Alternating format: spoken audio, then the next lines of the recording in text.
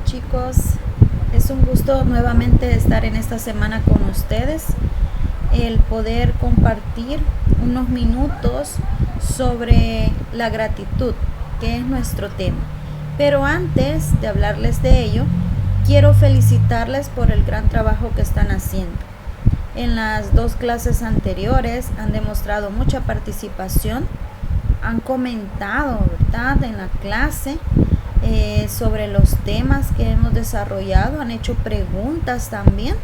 Les felicito enormemente porque esa es la actitud, no solo que el profesor esté detrás de la pantalla explicándoles, sino que ustedes puedan interactuar.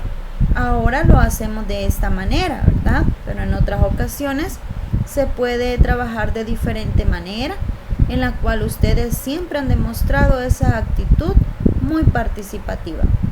Les felicito y les quiero animar a que sigan de esa manera. Recuerden que en la clase eso es lo más importante, su opinión, sus comentarios positivos siempre y con respeto, ¿verdad? Es lo que siempre se les ha pedido y espero que lo sigan haciendo. Bueno, pasamos a la gratitud. Usted sabe que la gratitud es sinónimo de gracias, ¿verdad? De dar gracias. Usted debe de valorar esto, ya que hoy en día es muy difícil encontrar quizás al 100% ese apego con el valor en todas las personas. Pero nosotros tenemos que hacer la diferencia. Desde que nos levantamos, debemos de dar gracias primeramente al Creador por darnos un día más de vida, de salud, de bienestar, por darnos a nuestros familiares, a nuestros amigos, ¿verdad? Por todo hay que dar gracias. La reflexión dice: cultiva el hábito de agradecer cada cosa buena que llega a tu vida. Si nosotros hacemos ese hábito de agradecer, usted va a ver que en su mañana eso nunca se le va a olvidar, porque los hábitos son aquellas acciones que nosotros vamos aprendiendo a hacer y que después las hacemos por inercia, porque ya estamos disciplinados y orientados en ello. Entonces, chicos, yo los invito a que participemos de esa manera, ¿verdad? En nuestra vida, en nuestra casa, en nuestra colonia. Ahorita no podemos salir, pero cuando lo podamos hacer y tengamos interacción con otras personas, siempre hay que demostrar que nosotros somos unas personas agradecidas, demostrar el valor de la gratitud ante todo. En este día, chicos, ya hablando del desarrollo del contenido, vamos a pasar a ver los mesteres, ¿verdad? El mester de clerecía y el mester de juglaría. Es nuestro tema de hoy. Espero puedan tomar su cuadernito y en su cuadernito usted empieza a colocar la fecha, el tema, el indicador y apuntes que sean de importancia para usted sobre la clase. La palabra mester viene de oficio o trabajo. El mester de juglaría y de clerecía. El mester de juglaría es el oficio o el trabajo de los juglares y el mester de clerecía es una escuela literaria de los clérigos. Para la agenda de este día tenemos la reflexión, el indicador de logros, el desarrollo, la actividad de lectura que vamos a realizar y la consolidación a través de un video. La reflexión ya la hicimos, ahora pasamos a nuestro indicador de logro. ¿Qué quiere decir? Que usted pueda identificar, ¿verdad?, cuáles son las características propias del mester de juglaría y clerecía. Ahora vamos a conocer un poco sobre ello. El mester de juglaría es un oficio, es un trabajo. Usted ya ha oído hablar de los juglares, que son a quienes mencionábamos la clase anterior. Entonces, ellos van a ser nuestro papel, ¿verdad?, principal de los autores de estos mesteres. El oficio de los juglares es de mucha importancia, ya que estos Eran unos actores ambulantes, como les contaba la vez anterior, que iban, ¿verdad?, a las grandes batallas y después regresaban a contarle a la gente de los castillos, de las aldeas, de las ciudades, qué es lo que estaba pasando. Se hacían acompañar de instrumentos musicales para sus relatos. Su tipo de literatura era en verso. Ellos cantaban en verso y estos lo hacían para poder ganarse la vida ante los pobladores.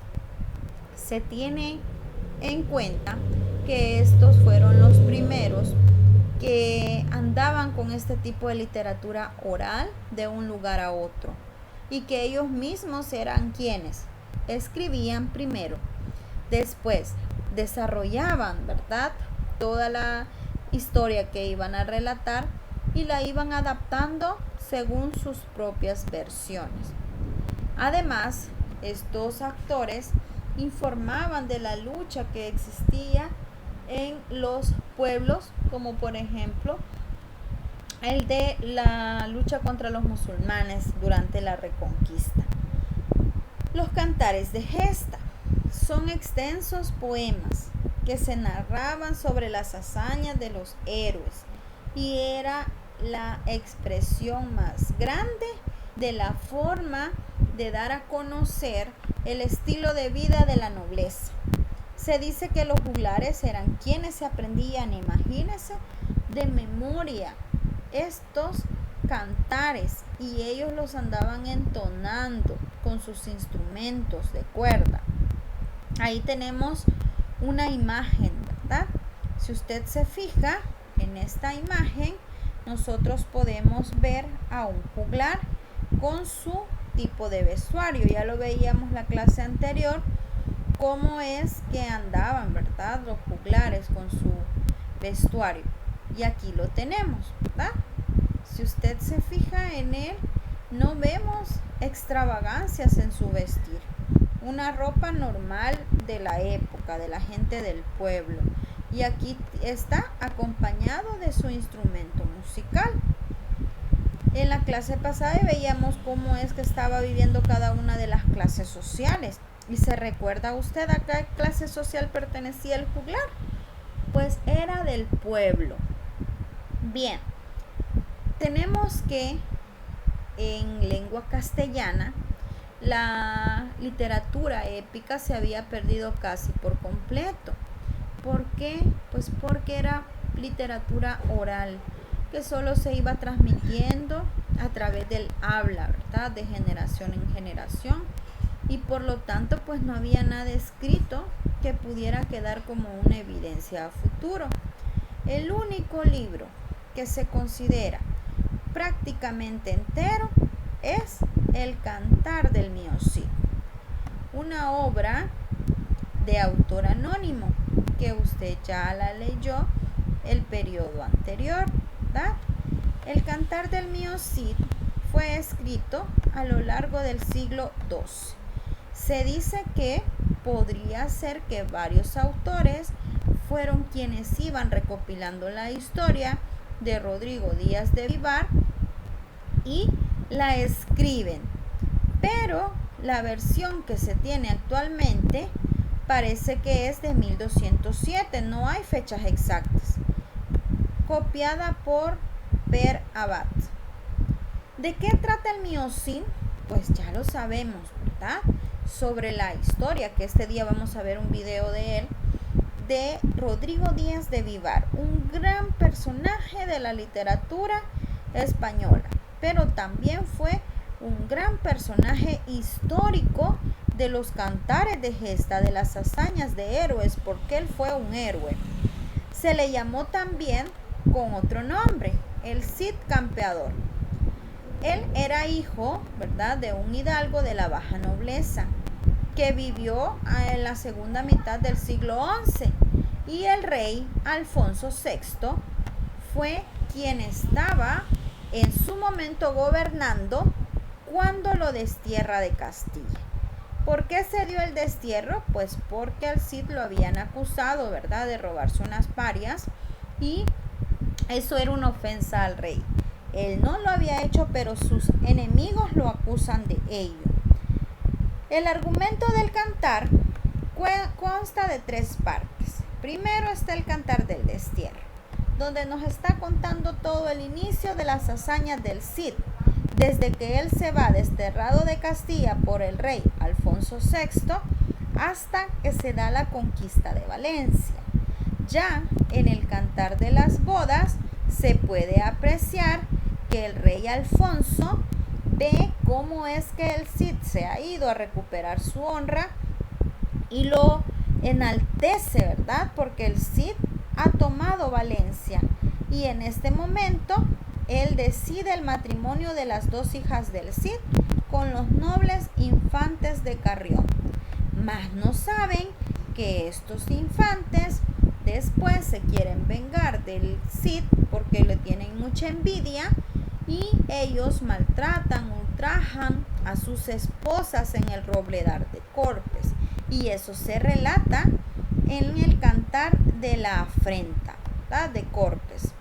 Estos 2 infantes pues no tienen un buen final, ya que el Cid logra vengar a sus hijas y cuando se celebra el juicio en contra de ellos se les condena. Le pida y para poder salvar, ¿verdad?, a sus hijas de la deshonra, luego las vuelven a pedir en matrimonio los herederos de los reinos de Navarra y Aragón, como tenemos acá. Y acá se dice que es el momento del triunfo de su cantar. El rey pues ve que el mío Cid en realidad no había hecho lo que sus adversarios decían o sus enemigos en ese momento, a pesar de que estaban en el mismo grupo, y le demuestra, ¿verdad?, cómo es que él fue capaz de ir por la honra. Luego tenemos también estos personajes que son sumamente importantes, los juglares. Y vamos a ver qué diferencia hay entre un juglar y un trovador. Ya pudimos ver los aspectos, ¿verdad? En forma, por ejemplo, los juglares eran artistas ambulantes, o sea que andaban en las calles y los espectáculos eran con el fin de divertir y entretener. Ellos andaban en todo lugar, incluso en los castillos, mientras que los trovadores pertenecían a la nobleza, eran cultos, o sea, personas que habían estudiado y que también hacían interpretaciones de sus propias composiciones con el fin de narrar y comunicar, ya no solo de divertir y entretener a las personas. Tenemos que el cantar del mío Cid, usted sabe que pertenece, ¿verdad?, al Mester de Juglaría, como ya lo vimos, y el Cid Campeador, que es el mío Cid con nombre propio de Rodrigo Díaz de Vivar. Rodrigo Díaz de Vivar, como me decía una compañerita Chelsea la vez pasada, si él había existido en realidad. Claro que sí, ¿verdad? Fue un caballero castellano que nace en Valencia y también, como les repito, conocido con el nombre del Cid Campeador. Mi señor también se le llamaba, o el señor del campo, ¿verdad? Muchos autores se han dedicado su vida a retomar lo que otros han dicho y a escribir de él. Y vienen y lo asocian, ¿verdad?, en su vida como un soldado profesional. Es una figura muy importante dentro de la historia de la reconquista de España. Y toda su vida y su labor inspiró al cantar de gesta por excelencia de la literatura española, conocido como el cantar del mío Cid. Ahora vamos a ver el Mester de Clerecía y después usted va a ver las diferencias entre ellos dos. En el Mester de Clerecía, si usted se fija en la imagen, está una persona, un hombre, ¿verdad?, escribiendo. Ya no es solo literatura oral, sino acá vamos a la escrita. El Mester de Clerecía es una escuela literaria en lengua castellana. Los autores solían ser clérigos. ¿Qué quiere decir eso? Que era una persona que había estudiado, que se había preparado. No es que sea un sacerdote al 100%, no, sino que otra persona también, pero con estudios sobresalientes. Y es aquí cuando esta escuela literaria aparece durante los siglos XIII y XIV, ya finalizando la Edad Media en España. ¿De qué temas trata? Religiosos e históricos, principalmente religiosos, ¿verdad? La finalidad de las obras del Mester son didáctica. La didáctica es la enseñanza, y esto dice que se hacía porque ellos lo que querían era instruir al pueblo, enseñarle al pueblo, de enseñarle el camino correcto según su escritura. Los textos estaban escritos en una estrofa que se llama cuadernavía, que son 4 versos alejandrinos. 14 sílabas son los versos alejandrinos, ¿verdad?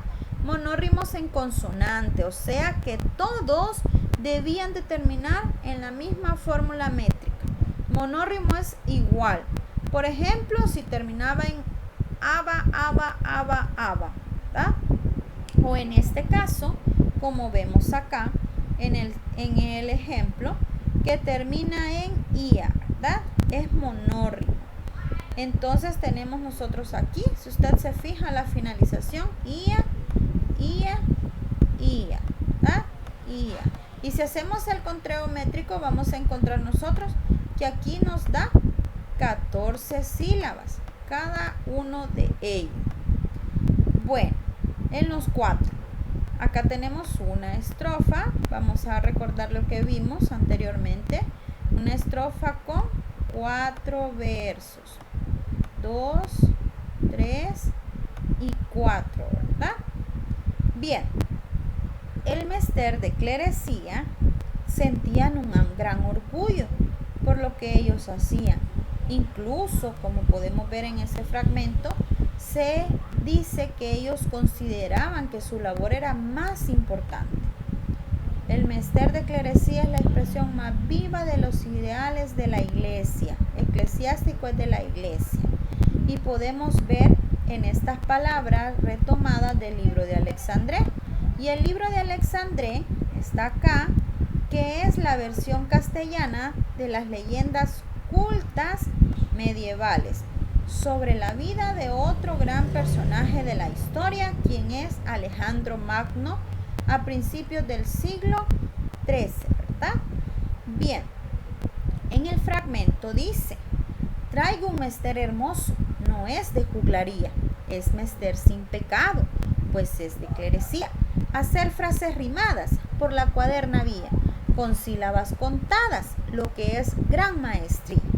Se está enalteciendo, está expresando esa gran diferencia que el Mester de Clerecía consideraba, ¿verdad? Me llama la atención que dice que es un mester sin pecado. ¿Por qué? Pues acuérdese usted que todo aquello que en esta época era separado de lo que hacía la iglesia, pues se veía como algo mundano. Una de las características más importantes de este mester es que sus obras ya se podían transmitir a través de copias manuscritas, como les expliqué al inicio con la imagen del clérigo, ¿ah?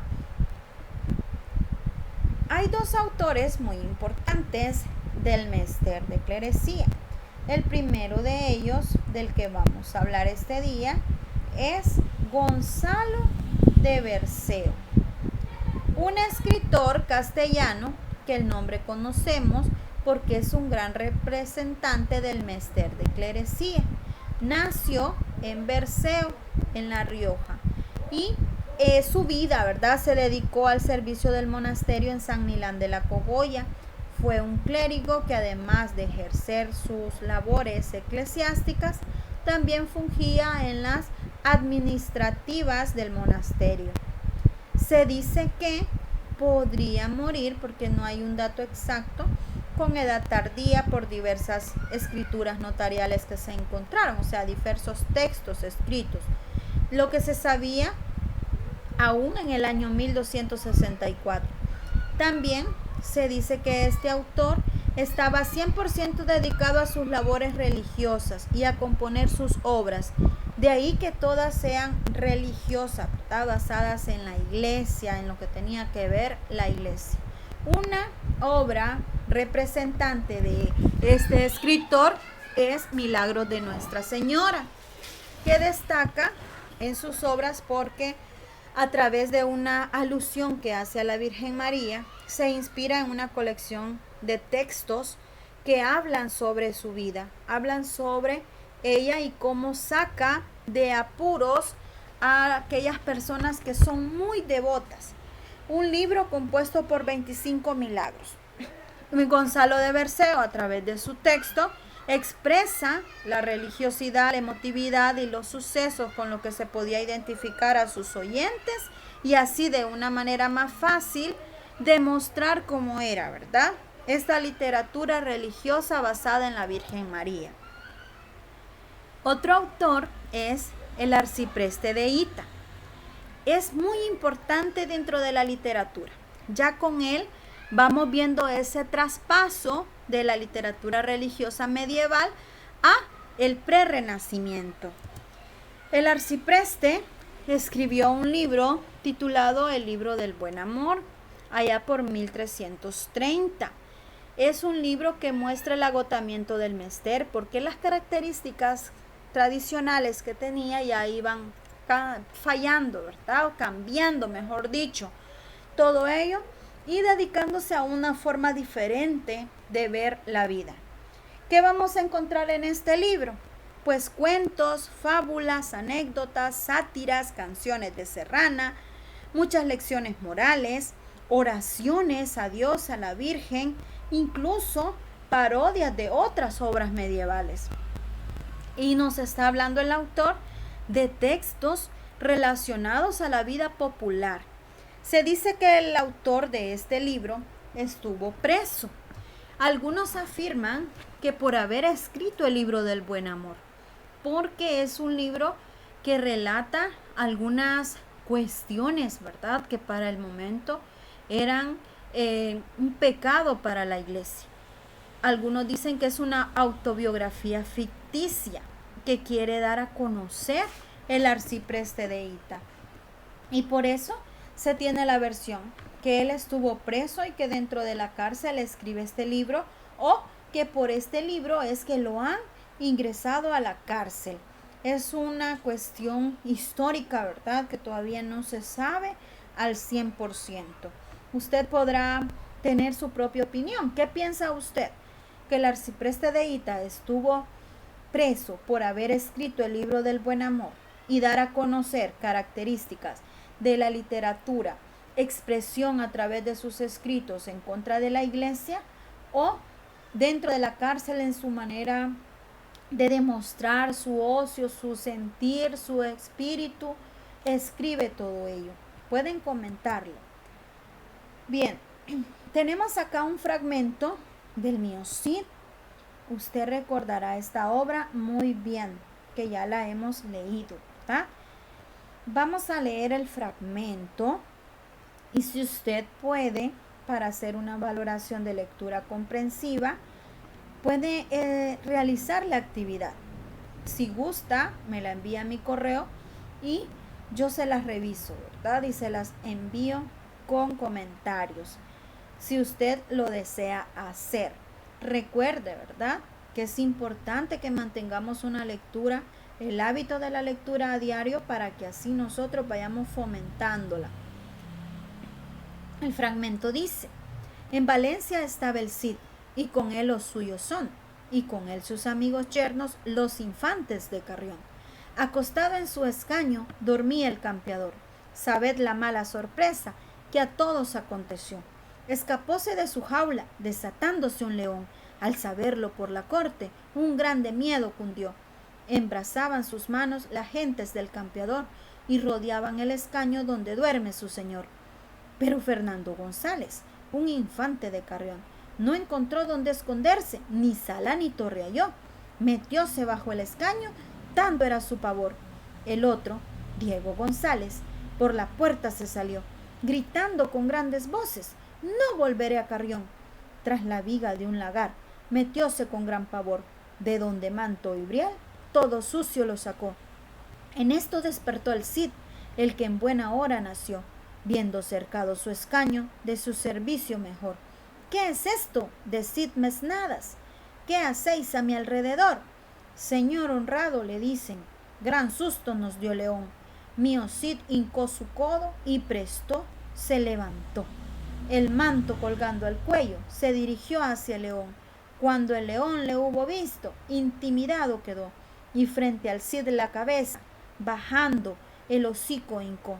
Mío Cid Rodrigo Díaz por el cuello lo cogió, y llevándolo adiestrado a la jaula lo metió. Por maravilla lo tienen cuantos circunstantes son, y vuelven a palacios llenos de tu estupefacción. Del Mío Cid, ¿verdad? Un fragmento. Usted recuerda que aquí se sintieron humillados los infantes cuando el Cid pudo vencer a León, y ellos, en lugar de pelear o de enfrentarse a León, lo que hicieron fue esconderse, tenían demasiado miedo. La actividad de comprensión lectora dice: resume este episodio del Cantar del Mío Cid con sus palabras. Observe los dos comportamientos distintos: quienes defienden al Cid de León y quienes salen huyendo. ¿Qué hace el Cid para dominar la situación creada por el León y mostrar su bravura y poder? ¿Dónde estaba el Cid cuando el León se escapa de su jaula? ¿En el palacio o en otra residencia? ¿Con qué palabras elogia el narrador la figura del Cid? Y la última dice que, teniendo en cuenta que el león es el animal que simboliza la fuerza y el valor, explique cómo este episodio exalta la figura del Cid. Esto es una actividad corta de comprensión lectora que la podemos hacer, ¿verdad? La siguiente clase vamos a trabajar en la resolución, pero esperaré, ¿verdad? Tal vez alguno de ustedes se anima y me comenta qué fue lo que encontró sobre este análisis literario de esta bella obra. Ahora tengo acá otra muestra literaria. Esta muestra literaria es del Mester de Clerecía. Se titula El clérigo ignorante, retomado del libro Milagros de Nuestra Señora. Y vemos, ¿verdad? Usted en su separata, de igual manera, la puede ir leyendo. ¿De qué va a tratar? Les contaré la historia. Trata sobre un clérigo que era, como dice su palabra, muy ignorante. Algunos lo tachaban de tonto, ¿verdad? Que no sabía. Y él, pues este clérigo, este sacerdote en este caso, daba misa, pero en la misa repetía lo mismo y lo mismo y lo mismo. Viene el obispo y le dice, ¿verdad?, que ya no puede seguir porque ya no tiene ciencia que siga dando la misma misa con las mismas palabras. Y todas las misas el clérigo las daba sobre la Virgen María. Entonces le dicen que tiene que cambiar, que ya eso ya no, y lo acusan, ¿verdad?, contra sus superiores para que él ya diga su sermón de una manera diferente. Pero el clérigo estaba tan servicial, tan devoto a la Virgen María, que él no quería, él quería seguir en eso. Vino y fue con esto que amenaza, ¿verdad? Viene la Virgen María, se le aparece al obispo y le dice que él debe de cantar una sola misa, y que la misa que él debe de cantar es sobre la gloriosa, sobre ella, y que va a dar a conocer todo lo que tenía que ver. Y el obispo, muy asustado, pues acepta, ¿verdad?, que la misa la siga dando tal cual, como muestra de devoción a la Virgen María. Cuando decimos la métrica de la primera estrofa, usted se dará cuenta que está escrito en cuadernavía, porque es una literatura del Mester de Clerecía, y habíamos dicho antes que el tipo de estrofa que utilizan es cuadernavía, versos alejandrinos, monórrimos en asonante. El argumento de este milagro, pues ya se los dije, ¿verdad? las partes en las que se puede dividir. Acuérdese que está el inicio, el desarrollo y el final. La enseñanza que deja una enseñanza muy moral, muy religiosa, que quiere decir que todo aquel que tenga fe en algo, insiste, ¿verdad?, en tener ese apego, y toda esa fe, pues algún día le va a servir, ya sea en Dios, en la Virgen María, en los santos, o una fe, ¿verdad?, de manera diferente, pero que hay que ser siempre positivos y llenos de fe en todo momento. El significado que tiene la palabra Virgo es virgen, ¿verdad?, dentro del texto. Muy bien, para terminar, pues vamos a ver un pequeño video. En ese video usted va a reflexionar lo que hemos visto y hacer la consolidación, y después pasamos a las preguntas y respuestas. Les estaré leyendo, chicos, en el chat, ¿verdad? Pongamos atención al video y luego en el chat sus preguntitas y respuestas.